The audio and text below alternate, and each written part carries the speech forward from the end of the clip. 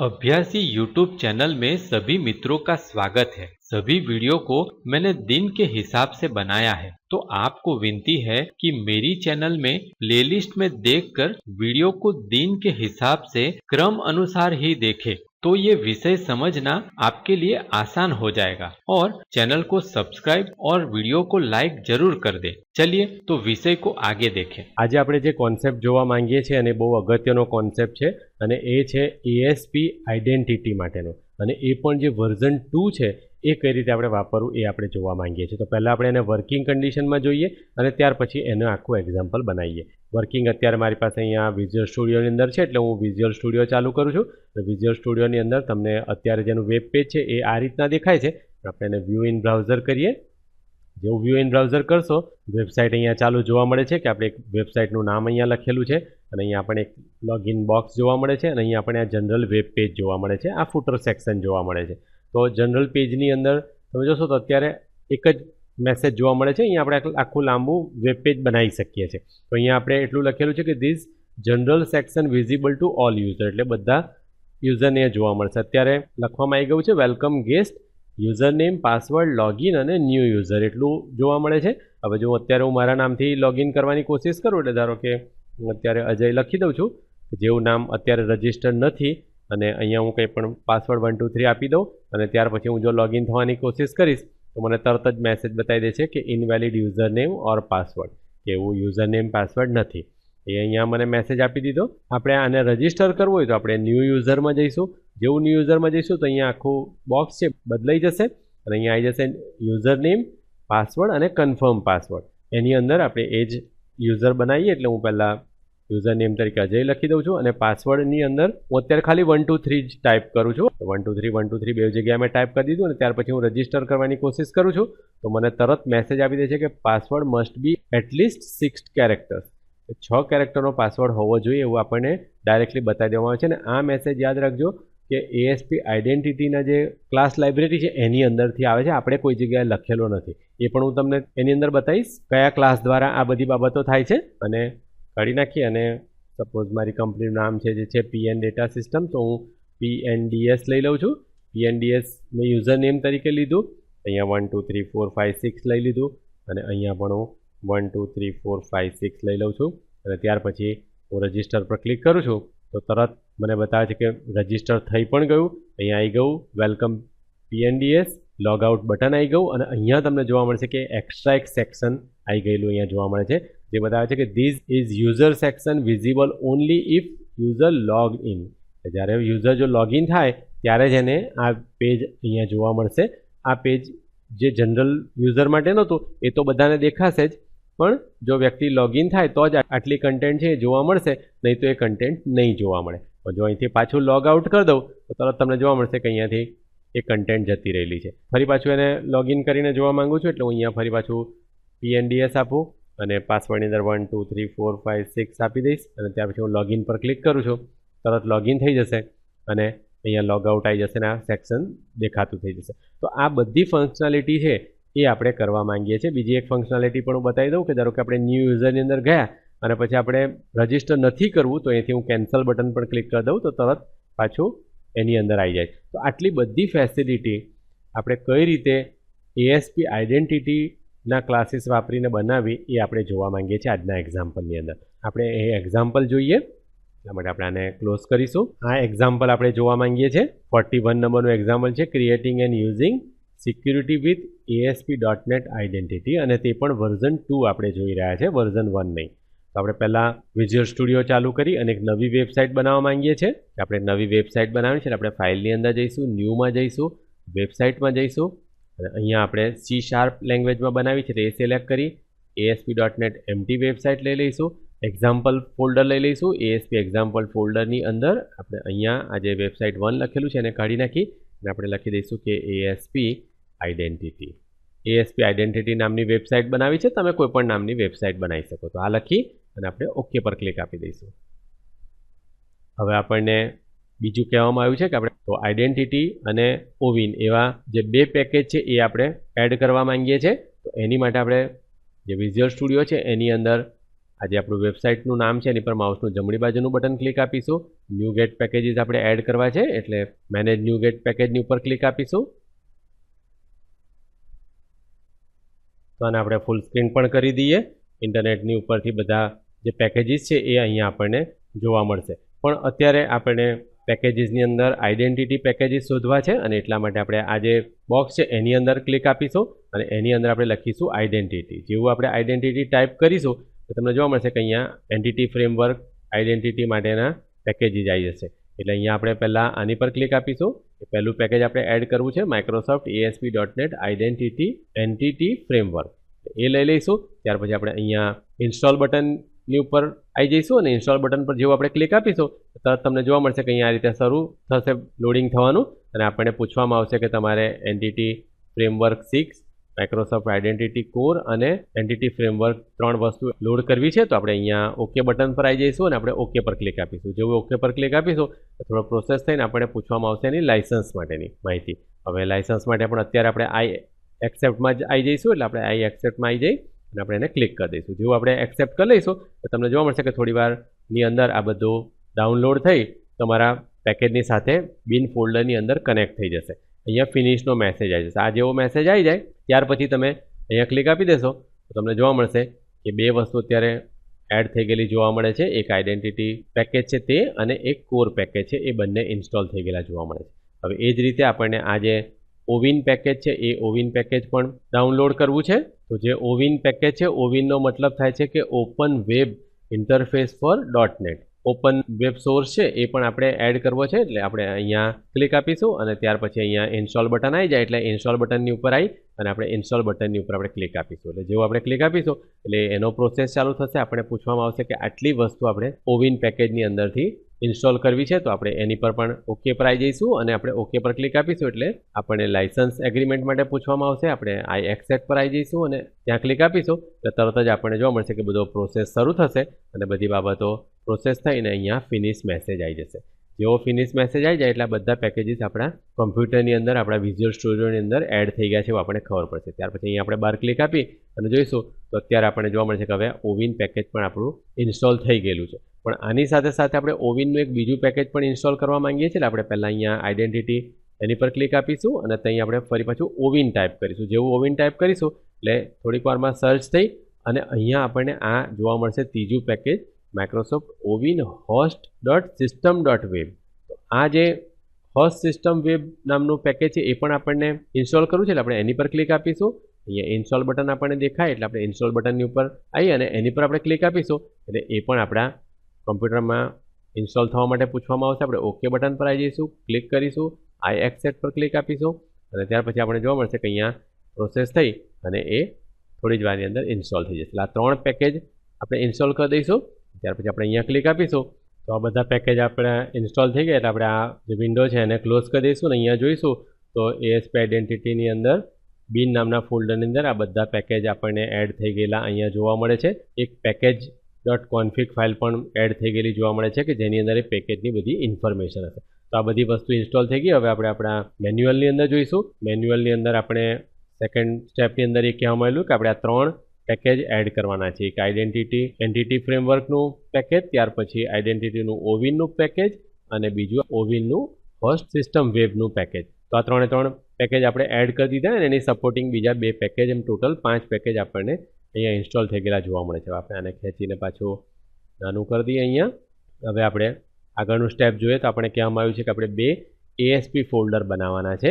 એક એપ ડેટાનું અને એક એપ કોડનું. તો એ આપણે અહીંયા બનાવીશું એટલે આપણે આપણી વેબસાઇટ નામની ઉપર માઉસનું જમણી બાજુનું બટન ક્લિક કરીશું, એડમાં જઈશું, અહીંયા એડ ASP ફોલ્ડરમાં જઈશું અને એડ ASP ફોલ્ડરની અંદર પહેલું આપણે એપ કોડ વાળું લઈ લઈએ, ઉપર જ છે એટલા માટે એટલે એક આપીશું ક્લિક એટલે એ અહીંયા આવી જશે. ત્યાર પછી ફરી પાછું આપણે એડમાં જઈશું, એડ ASP ફોલ્ડર કરીશું અને આ એપ ડેટા ફોલ્ડર લઈ લઈશું. એપ ડેટા ફોલ્ડર લઈ લઈશું એટલે એ પણ આવી જશે. આ એટલા માટે કરવાની જરૂર છે કારણ કે એપ ડેટા ફોલ્ડર આપણે પહેલેથી એટલા માટે એડ કરી દઈએ છીએ કે જ્યારે આપણે આને રન કરીશું ત્યારે ઓટોમેટિકલી SQL સર્વરની જે ડેટાબેઝ છે એ આ ઓવિન પેકેજ બનાવી દેશે અને એની અંદર આ બધું આઈડેન્ટિટીનો ડેટા જે છે યુઝરનો લોગિનનો ડેટા એટલે કે યુઝરનું નામ, એનો ફોન નંબર વગેરે બધી માહિતી, એનો પાસવર્ડ, એ બધી બાબતો એ SQL સર્વરના ડેટાબેઝમાં સ્ટોર કરે છે અને એ સ્ટોર કરવા માટે અહીંયા આપણે એને એપ ફોલ્ડર આપી દઈએ છીએ અને એક એપ કોડ ફોલ્ડર આપણે એટલા માટે લીધું છે કે આપણે એક ક્લાસ લખવો છે એટલા માટે, તો એ પણ આપણે જોઈએ છે. ત્યાર પછી 4 નંબરના સ્ટેપની અંદર આપણે એ જ કહેવામાં આવ્યું છે કે આપણે ઓવિનનો સ્ટાર્ટઅપ ક્લાસ એડ કરવાનો છે. એટલા માટે આપણે આજે એપ કોડ ફોલ્ડર લીધેલું તો એની પર માઉસનું જમણી બાજુનું બટન ક્લિક આપીશું, એડમાં જઈશું અને એડ ન્યૂ આઇટમની અંદર જઈશું. તો તમને જોવા મળશે કે અહીંયા બધી બાબતો છે. એની અંદરથી આપણે ઓવિન સ્ટાર્ટઅપ ક્લાસ લેવાનો છે. એટલે આપણે એની નીચે થોડુંક અહીંયા જોઈશું તો આપણને અહીંયા જોવા મળશે ઓવિન સ્ટાર્ટઅપ ક્લાસ. હવે ઓવિનનો આપણે મતલબ જોયો કે open web interface for .NET. ઘણા લોકોએ પોતે .NETની સાથે વાપરવા માટે ઘણા સારા ક્લાસીસ તૈયાર કરીને આપી દીધેલા છે આપણને. એ બધું પેકેજ આ ઓવિનની અંદર આપણને જોવા મળે છે. તો એ સ્ટાર્ટઅપ ક્લાસ આપણે લેવાની જરૂર પડે છે કે જ્યારે આપણે આને સ્ટાર્ટ કરીએ ત્યારે શું બાબતો થશે, કઈ રીતે બધી આની અંદર આપણે સેટ કરી શકીએ છીએ. એટલા માટે આપણે આ લઈ અને ત્યાર પછી એનું જે નેમ છે એ અહીંયા startup 1 આવે છે, આપણે ખાલી 1 કાઢી નાખીશું એટલે startup.cs ફાઇલ કરી દઈશું અને ત્યાર પછી એડ પર ક્લિક આપી દઈશું. એટલે થોડી વારમાં પ્રોસેસ થઈને આપણને આ ક્લાસ જોવા મળશે. આ એડ થઈ જાય ત્યાર પછી આપણે 5મા સ્ટેપની અંદર આવીએ અને અહીંયા આપણે કહેવામાં આવ્યું છે કે type following code in startup.cs. તો આ જે ફાઇલ આવી ગઈ છે એમાં જ આપણે એડ કરવાનું છે. એટલે આપણે પહેલાં તો ટૂલ બોક્સને બંધ કરી દઈએ. પહેલાં તો આપણે યુઝિંગ લિસ્ટની અંદર 2 બાબત લખવાની કહેવામાં આવી છે કે યુઝિંગ, આપણે સાથે સાથે લખતા જઈશું. અહીંયા યુઝિંગ લખીશું, યુઝિંગ microsoft.asp.net.identity એ લઈ સેમિકોલન આપીને એન્ટર આપી દઈશું. ત્યાર પછી આપણે યુઝિંગ microsoft.ovin નો લેવું છે એટલે આપણે ઓ લખીશું એટલે ઓવિન પર આવી જશે. આપણે ટેપ કી આપી દઈશું. .security લખવું છે એટલે એસ લખી ટેપ કી આપી દઈશું એટલે સિક્યુરિટી આવી જશે. .cookies લઈ લઈશું, સી લઈ ટેપ કી આપીને સેમિકોલન લખી દઈશું. હવે આ 2 ક્લાસ લાઇબ્રેરી છે આપણે એટલા માટે લીધેલી છે કે આપણે કૂકીઝ સેટ કરવા માંગીએ છીએ યુઝર નેમ અને પાસવર્ડ માટેની. તો એ આપણે લઈ લીધું ને આઈડેન્ટિટી ફ્રેમવર્ક વાપરવું છે એટલે આપણે એ લઈ લીધું. ત્યાર પછી આપણે જે કોન્ફિગરેશન મેથડ છે એની અંદર અત્યારે તમે જોશો તો અહીંયા આપણે ખાલી એક લાઈન લખવામાં આવી છે, અહીંયા આપણે લખવાનું છે અને એ માટે આપણે આટલો કોડ લખવાનો છે. તો આપણે આ કોડ બધા સમજીએ છીએ તો પહેલાં આપણે બધા સ્ટેપ પૂરા કરતા જઈએ. તો એ હું અહીંયા મારી પાસે તૈયાર છે એટલે એને પેસ્ટ કરી દઉં. મેસેજ છે એની પાછળ જતા રહીશું, એન્ટર આપી દઈશું અને ત્યાર પછી Ctrl V કરી અને પેસ્ટ કરી દઈશું. સોલ્યુશન એક્સપ્લોરર આપણે બંધ કરીએ અને અહીંયા આપણે જોઈશું કોડ બતાવવામાં આવે છે, પણ આમાં યાદ રાખજો કે આ આખું એક જ ફંક્શન અહીંયા જોવા મળે છે. એટલે ફંક્શન અહીંયાથી શરૂ થાય છે અને એ ફંક્શન અહીંયા પૂરું થાય છે. એટલે આપણે અહીંયા ફંક્શન પૂરું નથી કરતા. ફંક્શનની અંદર એનોનિમસ ફંક્શન વગેરે પાસ કરેલું છે. જો મારા અગાઉના C++ના એના વિડીયો જોયા હોય તો એની અંદર આપણે એનોનિમસ ફંક્શન, ત્યાર પછી ફંક્શન ચેનિંગ વિશેના બધી બાબતો મેં જાવાસ્ક્રિપ્ટના વિડીયોઝની અંદર સમજાયેલી છે. તે ફંક્શન ચેનિંગ અને ફંક્શન પાસિંગ વગેરે શું છે એ બધું તમને ખ્યાલ હશે. એનોનિમસ ફંક્શનને એ બધું માનીને અત્યારે ડાયરેક્ટલી જઈ રહ્યા છે. તો આ કોડ આપણે અહીંથી લઈ લઈએ છીએ સ્ટાર્ટઅપ માટેનું. ત્યાર પછી એને આપણે સેવ કરી દઈશું અને આપણે અત્યારે ક્લોઝ કરી દઈશું. છઠ્ઠાની અંદર કહેવામાં આવ્યું છે કે આપણે વેબ કોન્ફિગમાં લખવું છે. આપણે સોલ્યુશન એક્સપ્લોરરમાં જઈએ ને વેબ કોન્ફિગને આપણે ડબલ ક્લિક આપીને ચાલુ કરીશું. તો વેબ કોન્ફિગમાં જોઈશું તો આ રીતનું જોવા મળશે. એની અંદર આપણે કનેક્શન સ્ટ્રિંગ એક એડ કરવાની છે. એટલે આ કનેક્શન સ્ટ્રિંગ પહેલાં તો આપણે એડ કરી દઈએ. હવે કનેક્શન સ્ટ્રિંગ શું છે વગેરે આપણે ઓલરેડી આગળ ડેટાબેઝના એમાં જોઈ ગયા છે. તો એ આપણે એડ કરવાની છે ડિફોલ્ટ કનેક્શન માટે. જેમ મેં કીધું એ પ્રમાણે કે ઓવિનનું જે પેકેજ છે એ આપણું SQL સર્વર ડેટાબેઝ વાપરે છે અને SQL સર્વર ડેટાબેઝની અંદર એક ટેબલ બનાવીને એની અંદર બધા યુઝરનો ડેટા એ સ્ટોર કરે છે. એટલા માટે આપણે આ કનેક્શન સ્ટ્રિંગ લખવાની જરૂર પડે છે કે જેને આપણે ડિફોલ્ટ કનેક્શન કહીશું. આ કોડ મારી પાસે તૈયાર છે એટલે હું અહીંયા પેસ્ટ કરી દઉં. હવે આપણે આ જે system.web છે એની નીચે ક્લિક આપી અને અહીંયા આપણે પેસ્ટ કરી દઈશું અને આને થોડીક બાબતોને ઠીક કરી દઈએ આપણે, કારણ કે તમને ખબર છે એ પ્રમાણે કે આ બધી વસ્તુ એક લાઇનની અંદર હોવી જોઈએ. આ જે બાબતો છે એ લખેલી છે એની અંદર બહુ ધ્યાન આપીને તમારે લખવાની જરૂર પડશે, કારણ કે જો આ એની અંદર કોઈ પણ મિસ્ટેક હશે તો તમને ખબર છે કે તરત જ એરર આવશે અને તમારી જે વેબસાઇટની કનેક્ટિવિટી છે એ તમને નહીં મળે. અને એટલા માટે આપણે આ 3 બાબતો અહીંયા લીધેલી છે. એડ નેમ એ ડિફોલ્ટ કનેક્શન લીધું, ત્યાર પછી કનેક્શન સ્ટ્રિંગ લીધી, એની અંદર આપણને આ વર્ઝન વગેરે લખવાનું છે. આપણે ઓલરેડી આગળના બધા વિડીયોમાં ચર્ચા કરી ગયા છે એટલે આપણે આખી ચર્ચા નથી કરતા. અહીંયા આપણે એટલું બતાવી દઉં કે અહીંયા આપણે કનેક્શન સ્ટ્રિંગ લખવાની જરૂર પડશે. કનેક્શન સ્ટ્રિંગ લખી દીધી, ત્યાર પછી એને સેવ કરીને આપણે વેબ કોન્ફિગ ફાઇલને ક્લોઝ કરી દઈશું. અને હવે આપણે એક CSS ફોલ્ડર લખવું છે. આપણે પાછા સોલ્યુશન એક્સપ્લોરરની અંદર જતા રહીએ. મેં અગાઉ બતાવ્યું એ પ્રમાણે કે આખું વેબસાઇટ ગોઠવેલી હતી આપણે અને એની અંદર આપણે બધી બાબતોને CSS થી ગોઠવે છે અને એટલા માટે આપણે એક CSS ફોલ્ડરની પણ જરૂર પડશે. આપણે આઈડેન્ટિટી આપણી વેબસાઇટ છે એની પર માઉસનું જમણી બાજુનું બટન ક્લિક આપીશું, એડમાં જઈશું ને ન્યૂ ફોલ્ડર પર ક્લિક આપીશું. ન્યૂ ફોલ્ડર પર ક્લિક આપી અને અહીંયા આપણે લખી દઈશું CSS અને એન્ટર આપી દઈશું. CSS ફોલ્ડર આપણું આવી ગયું અને એ CSS ફોલ્ડરની અંદર આપણને એક નવી સ્ટાઇલ શીટ એડ કરવાની કહેવામાં આવી છે 8 નંબર પર. એટલે આપણે આ CSS ઉપર માઉસનું જમણી બાજુનું બટન ક્લિક આપીશું, એડમાં જઈશું અને ડાયરેક્ટલી અહીંયાથી આપણે આ સ્ટાઇલ શીટ પર ક્લિક આપી દઈશું. એટલે આપણે પૂછશે કે CSSનું નામ શું રાખવું છે તમારે. આપણે અત્યારે એનું માય સ્ટાઇલ નામ રાખવું છે, તો તમે ગમે તે નામ રાખી શકો તમારા પ્રોજેક્ટ પ્રમાણે. તો એ આપણે લઈ અને આપણે ઓકે પર ક્લિક આપી દઈશું. તરત જ આપણને અહીંયા mystyle.css ફાઇલ એડ થઈ ગયેલી જોવા મળશે ને અહીંયા આપણને વિન્ડો આપી દેવામાં આવશે કે જેની અંદર આપણે કોડ લખી શકીએ. હવે તમે જો મારા CSSના વિડીયો જોયા હશે તો તમને આ બધી CSSનો ખ્યાલ આવશે કે આ 9મા સ્ટેપની અંદર આપણને કહેવામાં આવ્યું છે કે આ બધી CSS આપણે લખવાની છે બોડી માટે, ત્યાર પછી હેડર ટેગ માટે, લેફ્ટ સેક્શન છે એની માટે, બોડી સેક્શન માટે, ફૂટર સેક્શન માટે, એમાં બધા જે બોક્સ છે બધા માટે. તો એ બધાની ચર્ચા આપણે પછી કરીએ છીએ, પણ આપણે પહેલાં એને અહીંયા લખી દઈએ. તો મારી પાસે તૈયાર છે તો એને પહેલાં પેસ્ટ કરી દઉં. આપણે આ બધી CSS લખી દીધી છે એટલે આપણે એને સેવ કરી દઈએ અને થોડુંક સમજી લઈએ અને ત્યાર પછી આગળ જઈએ. જો હવે બોડીને ફોર્મેટ કરવા માટે આપણે બોડી ટેગની અંદર લખ્યું છે, ત્યાર પછી આપણે ઉપર જે ASP આઈડેન્ટિટી હેડિંગ લખેલું હતું એને ફોર્મેટ કરવા માટે આટલી બાબતો લખેલી છે. પછી લેફ્ટ સેક્શન કે જેની અંદર લોગિન માટેનું એટલે યુઝરનું બોક્સ આવે છે એ સેક્શન છે, એ સેક્શનને ફોર્મેટ કરવા માટે આપણે આ CSS લખી છે. બાજુનું જે બોડી સેક્શન છે એને ફોર્મેટ કરવા માટે આટલું સેક્શન લખેલું છે. ફૂટર સેક્શનને ફોર્મેટ કરવા માટે આ લખેલું છે. હવે જો કે આપણે આ CSSને એકવાર રન કરીશું ત્યારે સમજીશું તો વધારે સારું રહેશે. એટલે અત્યારે આપણે એને ક્લોઝ કરી દઈએ અને આપણે આગળનું સ્ટેપ જોઈએ. આગળના સ્ટેપની અંદર આપણને આ રીતનું બનાવવાનું કહેવામાં આવ્યું છે અને એટલા માટે આપણે 10મા સ્ટેપની અંદર જોઈએ તો આઈડેન્ટિટી જે આપણી વેબસાઇટ છે એની ઉપર આપણે માઉસનું જમણી બાજુનું બટન ક્લિક આપીશું, એડમાં જઈશું અને અહીંયાથી ડાયરેક્ટલી આપણે વેબ ફોર્મ લઈ લઈશું. વેબ ફોર્મ ડિફોલ્ટ નામ ઓટોમેટિકલી આવી જાય છે. જો તમારે ના આવતું હોય તો તમે ડિફોલ્ટ લખી શકો. ડિફોલ્ટ લઈ આપણે ઓકે પર ક્લિક આપી દઈશું. એટલે જેવું કોઈ વ્યક્તિ આપણી વેબસાઇટનું નામ ટાઈપ કરીને પણ ફક્ત એન્ટર આપે તો એને આ વેબ પેજ દેખાશે. જો તમારે સ્ટાર્ટઅપ પેજ ના હોય તમે કોઈ બીજા નામ આપવા માંગતા હોય એને સ્ટાર્ટઅપ પેજ આપવા માંગતા હોય તો તમારે ડિફોલ્ટની ઉપર પછી માઉસનું જમણી બાજુનું બટન ક્લિક કરી અને અહીંયાથી સેટ એઝ સ્ટાર્ટઅપ પેજ જે છે અહીંયા એ ક્લિક આપી દેશો. આ બટન તમે ક્લિક આપી દેશો એટલે ત્યાર પછી જે નામનું ASPX ફાઇલ હશે એ ઓટોમેટિકલી સ્ટાર્ટઅપ પેજ થઈ જશે. પણ અત્યારે આપણે ડિફોલ્ટ છે જ એટલે એને રવા દીધું. આપણે ડિઝાઇન વ્યૂની અંદર આવતા રહીએ અને ડિઝાઇન વ્યૂની અંદર આપણે દર વખતે કરીએ છીએ એટલે આપણે ખ્યાલ છે કે અહીં આપણે આ રીતનું કરવાનું છે, પણ આપણે સોલ્યુશન એક્સપ્લોરર બંધ કરી દઈએ. અને હવે આમાં તમારે યાદ રાખવાનું છે કે આપણે જ્યારે પણ CSSથી બધી વસ્તુને સેટ કરતા હોઈએ ત્યારે જે ડિઝાઇન વ્યૂ છે એની અંદર થોડુંક વ્યવસ્થિત નથી દેખાતું, પણ જ્યારે આપણે રન કરીએ ત્યારે વ્યવસ્થિત દેખાય છે. જો કે હવે અહીંયા આપણે આ ફોટોગ્રાફ બરોબર દેખાય છે તો આપણે એની CSS પણ થોડી સમજી લઈએ.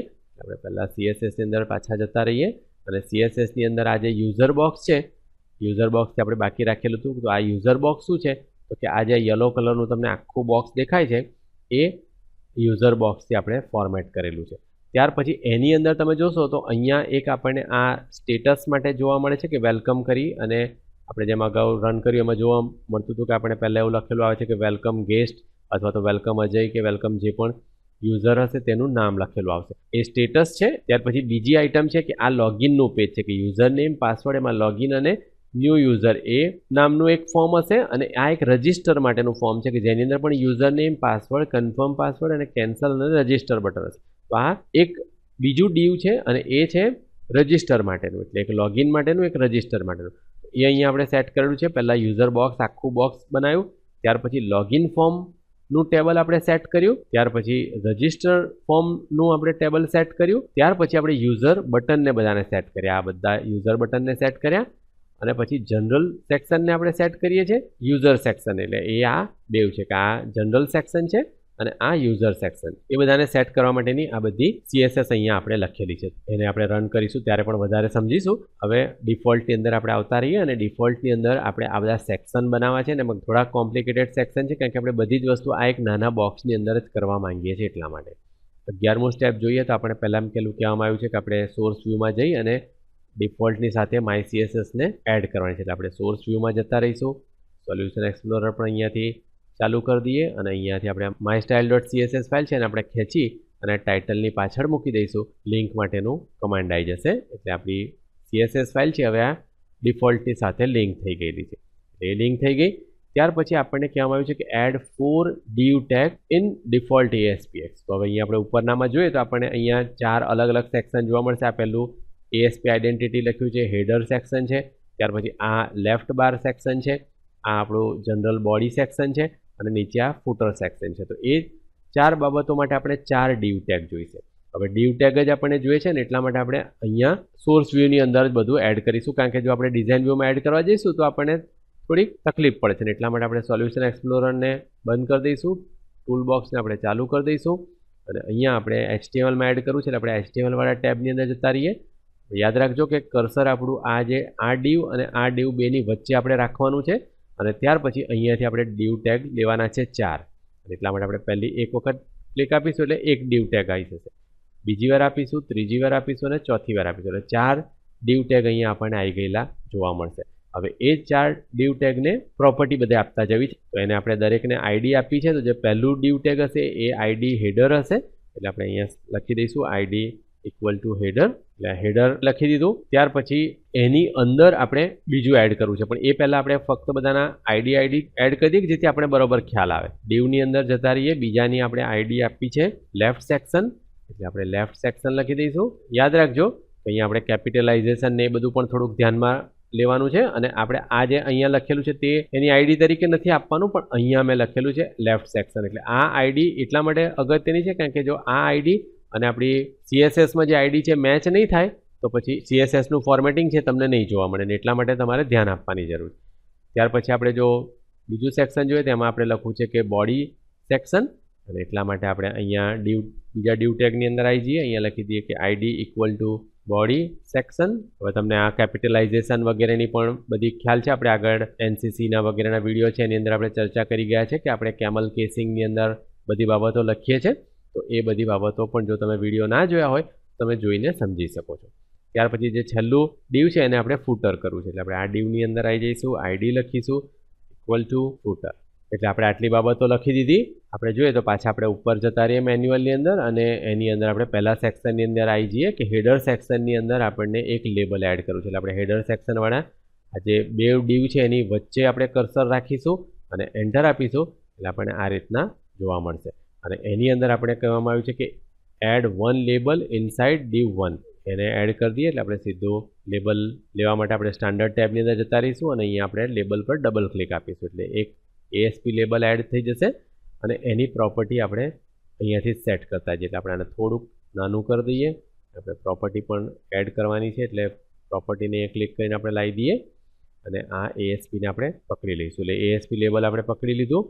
આપણે થોડુંક આ બોક્સને વધારે થોડુંક મોટું કરી દઈએ જેથી આપણને અહીંયા દેખાતું જાય પ્લસ આપણને અહીંયા પણ બધી બાબતો મળતી જાય. આ પકડી લીધું અને એની અંદર જેવું આપણે અહીં પકડીશું એટલે આપણને એની પ્રોપર્ટી અહીંયા દેખાશે. એની અંદર આપણને પહેલાં તો એની ટેક્સ્ટ પ્રોપર્ટી ચેન્જ કરવી છે.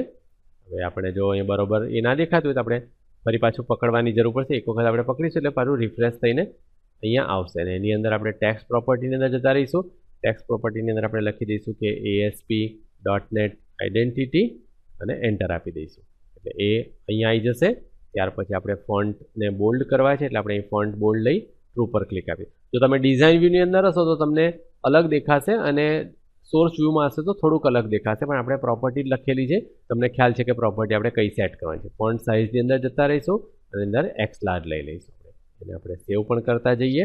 હવે આ થઈ જાય ત્યાર પછી આપણે લેફ્ટ સેક્શનની અંદર બીજી બાબતો લેવાની છે એટલા માટે આ જે div tag છે આ લેફ્ટ સેક્શનના એની વચ્ચે આપણે બરોબર આવીશું અને એન્ટર આપીશું. હવે અત્યારે આપણે ડિઝાઇન વ્યૂની અંદર બધી બાબતો એટલા માટે એન્ટર નથી કરતા કે જો તમે ડિઝાઇન વ્યૂમાં જઈને જોશો તો તમને આ રીતનું દેખાશે અને અહીંયા એન્ટર કરવું થોડુંક તકલીફ પડે છે ને એમાં પણ જ્યારે div tag છે ત્યારે આપણને વધારે તકલીફ પડશે ને એટલા માટે આપણે સોર્સ વ્યૂમાં જતા રહીશું. અહીંયા આપણે કહેવામાં આવ્યું છે કે આપણે div બીજું એડ કરવાનું છે તો એ div આપણે એડ કરીએ પહેલાં. અહીંયા આપણે કર્સર રાખીશું અને ફરી પાછા આપણે HTML વાળા એની અંદર જતા રહીશું અને એની અંદર divની ઉપર આપણે ડાયરેક્ટલી ડબલ ક્લિક આપીશું એટલે div tag આવી ગયું અને એ div tagને આપણે ID આપી છે યુઝર બોક્સ. આપણે એ div tagની અંદર જતા રહીશું અને આપણે ID લખી દઈશું ID equal to user box અને એની અંદર લેવું છે એટલે આપણે બેની વચ્ચે કર્સરને લઈ લઈશું અને એન્ટર આપીશું એટલે આપણને આ રીતના જગ્યા મળી જશે. એની અંદર આપણે કહેવામાં આવ્યું છે કે add one label one button and two div inside user box. હવે આપણે આની અંદર ઘણી બધી બાબતો લેવાની છે, એટલે અહીંયા થોડી કોમ્પ્લિકેટેડ બાબતો થતી જાય છે, એટલે થોડુંક ધ્યાન આપજો. એક ASP લેબલ લેવાનું છે, એક બટન લેવાનું છે અને 2 div ટેગ લેવાના છે. આપણે અહીંયા આવી ગયા, જે પ્રમાણે છે એ જ પ્રમાણે લેતા જઈએ. એટલે આપણે પહેલાં એક લેબલ લીધું, ત્યાર પછી એન્ટર આપી અને એક બટન લઈશું. લોગિનનું સ્ટેટસ છે એની માટેનું છે, એટલે આપણે એક લેબલ લીધું, એક બટન લીધું અને ત્યાર પછી આપણે 2 div ટેગ જોઈએ છે. એટલા માટે આપણે HTML ની અંદર નીચે આવી જઈ અને એકવાર divની ઉપર ક્લિક આપીશું અને બીજી વાર divની ઉપર, એટલે 2 div ટેગ આપણને મળી જશે. એક લોગિન માટેનું div ટેગ છે, બીજું રજિસ્ટર ફોર્મ માટેનું છે. એ 2 લઈ લીધા. હવે આપણે એક એક બાબતોને સેટ કરતા જઈએ. હવે જો કે આ જે બધા ASP ના લેબલો છે એને આપણે ડિઝાઇન વ્યૂમાં જઈને સેટ કરીશું તો પણ ચાલશે, અને એટલા માટે આપણે પહેલાં div ટેગની અંદરનું બાબતો બનાવતા જઈએ, અથવા તો તમને ફાવતું હોય તો તમે એક એક કરીને પણ સેટ કરતા જઈ શકો. અહીંયા જ તમે વારે વારે ડિઝાઇન વ્યૂને સ્વિચ પણ કરી શકો. ધારો કે અત્યારે ડિઝાઇન વ્યૂમાં જઈશું તો આપણે લેબલ પકડવાનું અહીંયા આસાન થશે, કે લેબલ જોવા મળશે ને અહીંયા આપણને આ રીતના જોવા મળશે, કે જેની અંદર આપણે એની ID છે એ કરવી છે LBL લોગિન સ્ટેટસ લખીને આપણે એન્ટર આપી દઈશું. એના ફોન્ટની અંદર જઈ બોલ્ડ કરી દઈશું એને, અને ટેક્સ્ટની અંદર આપણે અત્યારે ફક્ત વેલકમ લખી દઈશું. જો કે આ ટેક્સ્ટ આપણે પાછળથી કાઢી જ નાખીએ છીએ, એટલે ના લખીએ તો પણ ચાલશે, આપણને ખબર પડે એટલા માટે આપણે એને વેલકમ લખી દીધું. ત્યાર પછી આપણે બટનને પકડીશું, બટનની ID કરવી છે એટલે આપણે IDની અંદર જઈ લખી દઈશું BUT લોગ આઉટ બટન, કારણ કે આ જ્યારે વ્યક્તિ લોગિન થઈ જશે ત્યારે એને સ્ટેટસ દેખાશે, અને એ દેખાશે ત્યારે લોગ આઉટ બટન દેખાવું જોઈએ. એટલે એ અહીંયા લખી દીધું. ત્યાર પછી આપણે ટેક્સ્ટમાં આવી જઈશું અને ત્યાં પણ લખી દઈશું આપણે લોગ આઉટ, એન્ટર કરી દઈશું એટલે આપણે અહીંયા લોગ આઉટ દેખાશે. ત્યાર પછી હવે div ટેગમાં પાછું જવું છે, એટલે સોર્સ વ્યૂમાં જતા રહીએ અને અહીંયા આપણે div ઓલરેડી એડ કરી દીધા છે, તો પહેલાં divને આપણે પકડીશું. એનું ID આપણે આપવું છે લોગિન ફોર્મ. પહેલાં divની અંદર એ લખીશું ID equal to login form, અને લોગિન ફોર્મની પછી આપણે એને સર્વર પર યુઝ કરવાનું છે, એટલે આપણે રન એટ પણ લખવું પડશે. Run at equal to server કરવું છે. સ્પેસ આપીને આપણે એને વિઝિબલ પ્રોપર્ટી પણ લેવી છે, એટલે વિઝિબલ ઇક્વલ ટુ સ્ટાર્ટિંગમાં આપણે ટ્રુ કરી દઈશું, એટલે ટ્રુ લઈ લીધું, વિઝિબલ ટ્રુ. હવે આટલી જ પ્રોપર્ટી આપણે પહેલાં બીજા એની પણ સેટ કરી દઈએ, કે જેથી આપણને વધારે થોડું આસાન રહે. આ જે બીજા div છે એની અંદર લખી દઈશું કે ID equal to register form.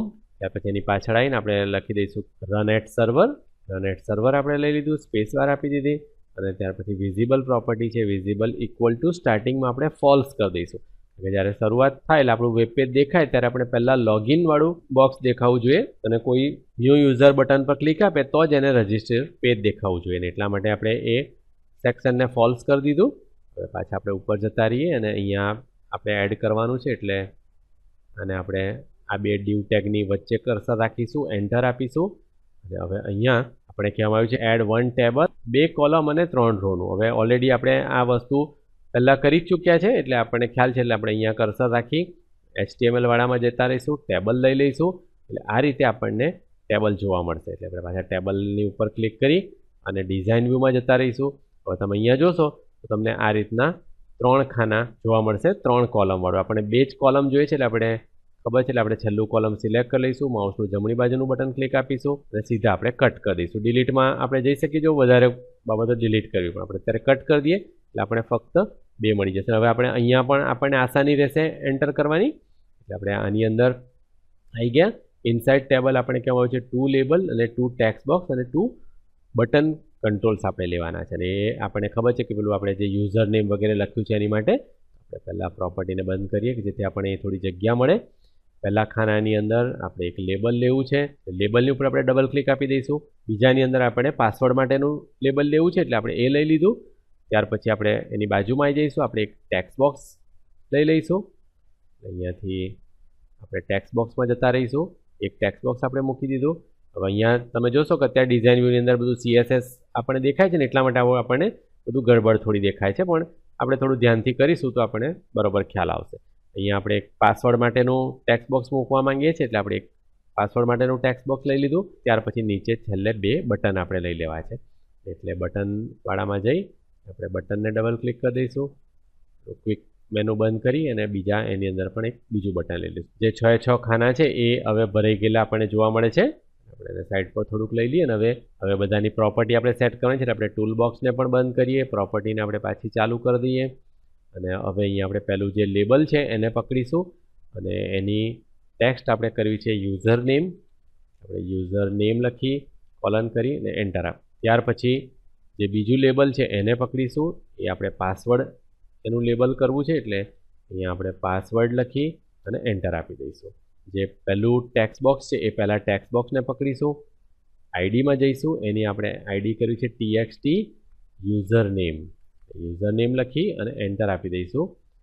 બીજું ટેક્સ્ટ બોક્સ પકડીશું, એને આપણે કરવું છે ટીએક્સટી યુઝર પાસવર્ડ માટે.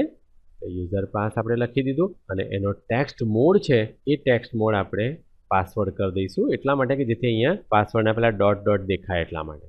એ લઈ લીધું. પહેલું બટન પકડી લીધું આપણે, એની આપણે આઈડી ચેન્જ કરી છે એટલે આપણે કરી દઈશું BUT લોગિન. પહેલું લોગિન બટન દેખાવું જોઈએ અને એની ઉપર CSS ક્લાસ છે એનો CSS ક્લાસ આપણે બદલી અને યુઝર બટન જે આપણે ઓલરેડી CSSમાં લખ્યું છે એટલે અહીંયા દેખાય છે એટલે એ લઈ લઈશું. એટલે જો તમે જેવું અહીંયા મેં CSS બટન સિલેક્ટ કર્યું, અહીંયા એની ઇફેક્ટ પણ તરત જ તમને જોવા મળે છે. અને એની ઉપરની જે ટેક્સ્ટ છે એ ટેક્સ્ટ આપણે લખી દઈશું લોગિન. એન્ટર. અત્યારે મેં બહુ સાદું ફોર્મેટિંગ કરેલું છે, પણ તમે જેટલું ફોર્મેટિંગ કરવા માંગતા હોય એ બધું તમે CSSથી કરી શકો. ત્યાર પછી આપણે બીજું બટન પકડી લઈશું, એની આઈડી આપણે કરી દઈશું BUT ન્યૂ યુઝર. એન્ટર આપી દઈશું. એના પણ CSS ક્લાસની અંદર યુઝર બટન લઈ લઈશું, ટેક્સ્ટની અંદર આપણે લખી દઈશું ન્યૂ યુઝર. એન્ટર આપી દઈશું. એટલે આ બધી બાબત સેટ થઈ ગઈ. હવે આપણે રજિસ્ટ્રેશન ફોર્મ માટે બધી બાબતોને એડ કરવાની છે. એ રજિસ્ટ્રેશન ફોર્મ આપણું અહીંયા છે, આપણે અહીંયા પકડીએ. જો અહીંયા ના ફાવતું હોય તો પાછું સોર્સ વ્યૂમાં જઈ અને આપણે સોર્સ વ્યૂની અંદર પણ જોઈ શકીએ છીએ કે આ જે div અને div ટેગ છે એની બેની વચ્ચે આવી અને એન્ટર આપીને આપણે કર્સર અહીં લાવી દઈશું અને અહીંયા વસ્તુને એડ કરીશું. તો આ બેની વચ્ચે આપણે કર્સર મૂકી દઈશું અને અહીંયા આપણે રજિસ્ટ્રેશન ફોર્મ માટે પણ એ જ રીતે કહેવામાં આવ્યું છે કે આપણે એડ કરવાનું છે 1 table with 2 column and 3 row. જે આપણે ઉપર કર્યું એ જ પ્રમાણે. એટલે અહીંયા આપણે કર્સર લઈ લીધું, ટેબલમાં જતા રહીએ અને ટેબલને પિન કરી દઈએ પહેલાં તો. અને અહીંયા HTML વાળા ટેબની અંદર આપણે ટેબલ લઈ લઈશું. એટલે ટેબલ આ રીતના આવી જશે. ટેબલની અંદર આપણે અહીંયા ક્લિક કરી ડિઝાઇન વ્યૂમાં જતા રહીશું, એટલે આપણે આ રીતના દેખાય. માનું જે છેલ્લું કોલમ છે એને સિલેક્ટ કરી માઉસનું જમણી બાજુનું બટન ક્લિક કરી અને કટ કરી દઈશું. એટલે આપણને 2 જ કોલમ મળી ગયા, 3 રો તો ઓલરેડી છે. લેબલની ઉપર ડબલ ક્લિક આપી દઈશું. પાસવર્ડ માટેનું એક લેબલ લઈ લઈશું, એની બાજુમાં આપણે ક્લિક કરી દઈશું અને ટેક્સ્ટ બોક્સ લઈ લઈશું એક નેમ માટેનું. બીજું આપણે લઈ લઈશું પાસવર્ડ માટેનું. હવે અહીંયા આપણે કન્ફર્મ બોક્સ પણ જોઈએ છે. મેન્યુઅલની અંદર હું અત્યારે કન્ફર્મનું લખવાનું ભૂલી ગયો છું, પણ આપણને ખબર છે કે એ લખવાનું છે એટલે આપણે અહીં લેબલ લઈ લઈશું એક, એની બાજુમાં ટેક્સ્ટ બોક્સ લઈ લઈશું. એના પછી આપણે એરો કીથી એ પાછળ આવી અને એક ટેપ કી આપીશું એટલે એક આખી નવું TDની એ વધી જશે કે જેની અંદર આપણે 2 બટન લઈ લઈશું. આપણે એક બટન લઈ લઈશું કેન્સલ માટે અને બીજું બટન લઈ લઈશું રજિસ્ટર માટેનું. એ 2 બાબતો લઈ લીધી. હવે આપણે બધાને સેટ કરતા જઈએ.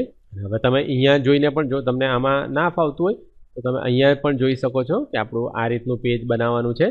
આ user name, password, confirm password અને એની બાજુમાં આપણને આ 3 બોક્સ જોઈએ છે, 2 બટન જોઈએ છે. તો એ આપણે અહીંયા બનાવી રહ્યા છે. જો આપણે આને સેટ બરોબર કરી દઈએ પહેલાં, ત્યાર પછી આપણે આને લેબલને પકડીએ. લેબલની અંદર આપણે પહેલું યુઝર નેમ જ લખવું છે એટલે આની અંદર આપણે લખી દઈશું યુઝર નેમ. ત્યાર પછી આપણે આ લેબલને કરવું છે પાસવર્ડ, એટલે આપણે પાસવર્ડ લખી અને એન્ટર આપી દઈશું. ત્રીજું લેબલ આપણે અહીંયા મેન્યુઅલમાં ભૂલી ગયા છે પણ એ આપણે લખવું છે કન્ફર્મ પાસવર્ડ. આપણે કન્ફર્મ પાસવર્ડ લખી અને એન્ટર આપી દઈશું એટલે એ પણ અહીંયા આવી ગયું. આપણે ટેક્સ્ટ બોક્સને સેટ કરવા છે એટલે ટેક્સ્ટ બોક્સમાં જતા રહીશું અને ટેક્સ્ટ બોક્સની આઈડી આપણે ચેન્જ કરીશું. હવે આમાં યાદ રાખજો આપણે યુઝર નેમ તરીકેની આઈડી ઓલરેડી અહીંયા આપેલી છે, TXT યુઝર પાસવર્ડ ને યુઝર નેમ. એટલા માટે અહીંયા આપણે સેમ યુઝર નેમ ફરી પાછી આઈડી નથી આપી શકતા એક પેજની અંદર.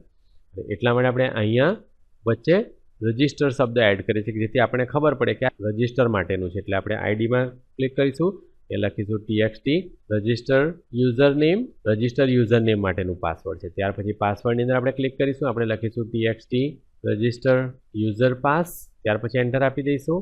અને છેલ્લે ત્રીજું લઈને આપણે લખીશું txt કન્ફર્મ પાસવર્ડ. હવે આમાં રજિસ્ટર નહીં લખીએ તો પણ ચાલશે, કારણ કે કન્ફર્મ પાસવર્ડ લોગિનની અંદર નથી એટલા માટે. એટલે કન્ફર્મ પાસવર્ડ લખી દીધું આપણે. ત્યાર પછી આપણે બટનની અંદર આવતા રહીએ. બટનની અંદર પણ આપણને આઈડી લેવાની છે. આપણે પહેલાં લઈ લઈશું BUT કેન્સલ બટન છે આપણું, એન્ટર કરી દઈશું. CSS ક્લાસની અંદર આવી જઈશું અને યુઝર બટન તરીકે સેટ કરી દઈશું અને ટેક્સ્ટની અંદર લખી દઈશું આપણે કેન્સલ. અહીંયા એ લખાઈ જશે. આ બટન પકડીશું, આપણે આઈડી કરી દઈશું BUT રજિસ્ટર.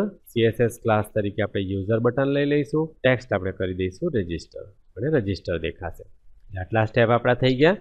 હવે આપણે બોડી સેક્શનની અંદર, એટલે આપણા આ 3 સેક્શન હવે તમને ખ્યાલ આવતો હશે કે કઈ રીતના થાય છે. એટલે આપણે જો આને થોડું બંધ કરીને જોઈશું તો વધારે ખ્યાલ આવશે. જો કે અત્યારે તમને આ બોડી સેક્શન આની ઉપર ચડી જતું દેખાય છે, કારણ કે આપણે આ જે સ્ક્રીન છે સ્ક્રીનની સાઇઝને મેં નાની કરેલી છે વિડીયોને રેકોર્ડ કરવા માટે ને એટલા માટે તમને આવું દેખાય છે. પણ આ જો તમે એને ફૂલ સ્ક્રીન આપણે કરી દઈશું તો બરોબર દેખાશે.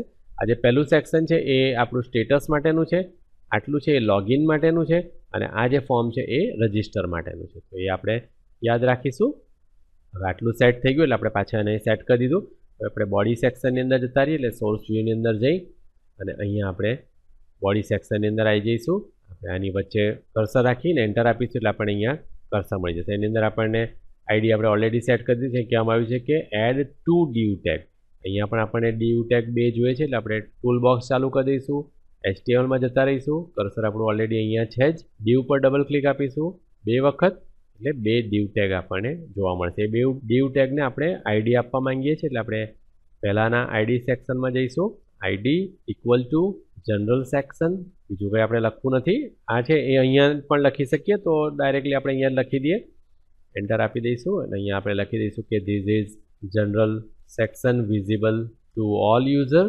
આ વસ્તુ લખી દીધી. બીજા ડીવની અંદર આવીશું, આપણે આઈડી કરીશું. ID equal to user section. આ સેક્શનને આપણે ઓન એન્ડ ઓફ કરવું છે યુઝર જ્યારે લોગ થાય ત્યારે અને જ્યારે લોગ ઓફ થાય ત્યારે.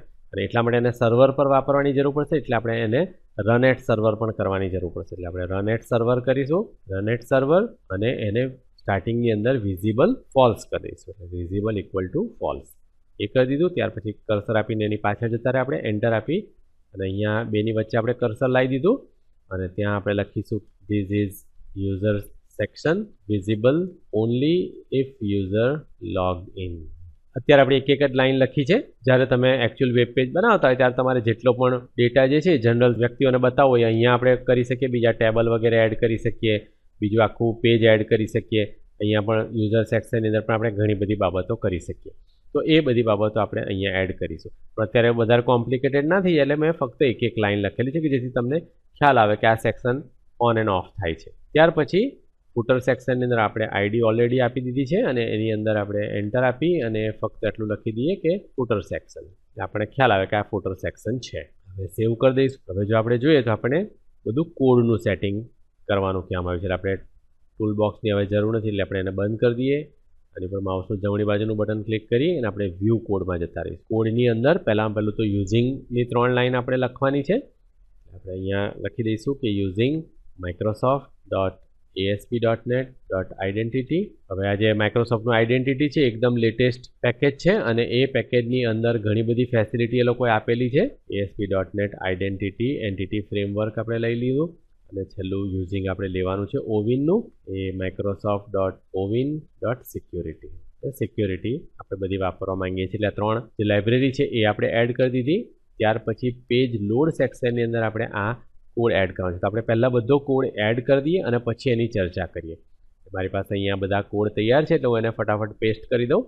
પેજ લોડ મેથડ અહીંયા આપણને દેખાય છે એટલે આપણે અહીંયા કર્સર મૂકી દઈશું અને અહીંયા આપણે પેસ્ટ કરી દીધું. પેસ્ટ કરી દીધા પછી આપણે બધી જે કંઈ લાઈનો સેટ કરવાની હશે એ સેટ કરી દીધી.